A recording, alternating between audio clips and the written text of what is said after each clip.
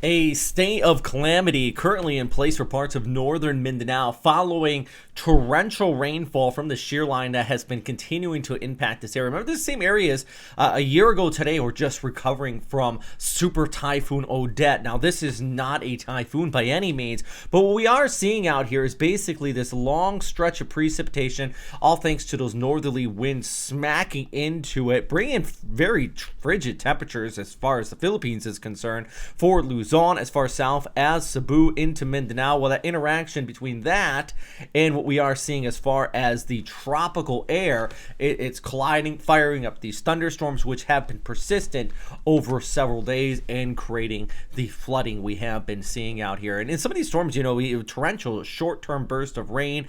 These are the type of setups where you would get tornadoes or even hail reported out of it, just due to the interaction due to that cold air smashing into the warmer here, creating kind of a little battle zone.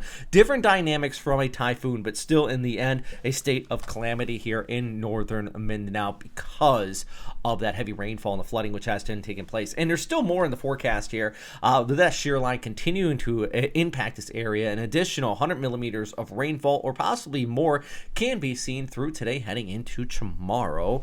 Flooding and landslides also going to be a big issue here from Siargao all the way back there towards the west. Most of it staying south of Cebu, but even into southern Visayas, you're still going to be looking at this precipitation, mainly because as this shear line shifts towards the north, that rain is going to continue to pick up. So as we go ahead into Wednesday, the rain starting to move its way into Cebu, but more so over towards eastern Samar in late day, all thanks to that moisture wrapping it around that shear line. A little area of low pressure developing just off of that. Could be called an LPA by Pagasa, but it's really just the shear line in general, not tropical in nature, but definitely instability with heavy rain. And then we look ahead into Thursday over towards Friday. Those showers work their way into the Metro Manila area and back towards northern Luzon with heavy precipitation along the eastern seaboards of the Sierra Madre Mountains and even in the parts of Region 2. So we got rain from eastern Mindanao through Visayas into Luzon, all thanks to shear line starting towards the south and gradually lifting off towards the north. Already been seeing big impacts from this and still looking like more precip is in the outlook. As I mentioned before, that cold air which is spilling in has been causing the temperatures to drop, and tonight into a place like Baguio could see temperatures below 14 degrees. Now, I know if you're in other parts of the world, especially up north, you're thinking that doesn't sound bad. That's a brisk autumn day. Not here in Luzon and in the Philippines, the tropics.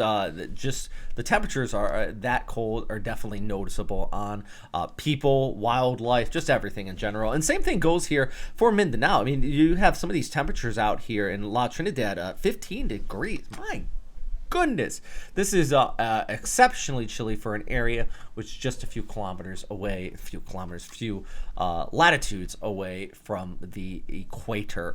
Anyways, just another look at this precipitation outlook as we go ahead through Tuesday, Wednesday, into Thursday. You can see that broad area of low pressure kind of edging its way towards north with increasing showers through eastern Visayas and working its way there into the Metro Manila area and then eventually off there towards Luzon. All thanks to that big old area of high pressure over eastern China.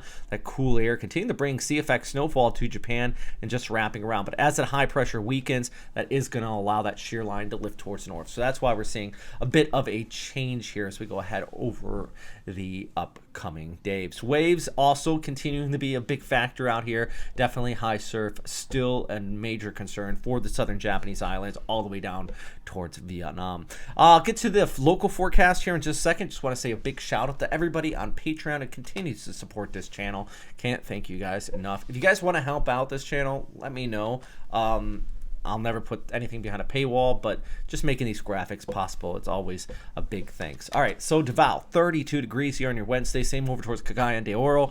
You're all going to be seeing that rainfall, the heaviest being on the eastern sides of the mountains here as that wind kicks off towards the east. Although this whole shear line is going to continue to lift towards the north, so Tacloban, you're probably going to be the heaviest of the area of precipitation in all of the country here on Wednesday. Cebu at 27 as well. Rojas at 28. Legazpi, you're going to be at 28 as well, but there's going to be plenty of rain in the picture, so it'll be a wet 28, just soaking conditions. Well, back towards the north, look at places like out there towards Isabella, mid-20s for the high, teens for the low. I think 20 is modest. I think some areas could be about 18 to 19 degrees for sure up into the high elevations once you get out of the Cagayan Valley. So that's just a look at the forecast out here for today, all thanks to this shear line and the impacts coming off of it. As always, if you like these updates, hit that like and subscribe button at the very least. That does help get this shared out to more people, and that's what we're all about here, making sure everybody is aware of this rough weather and, of course, is staying safe out there. I'm meteorologist Robert Speta.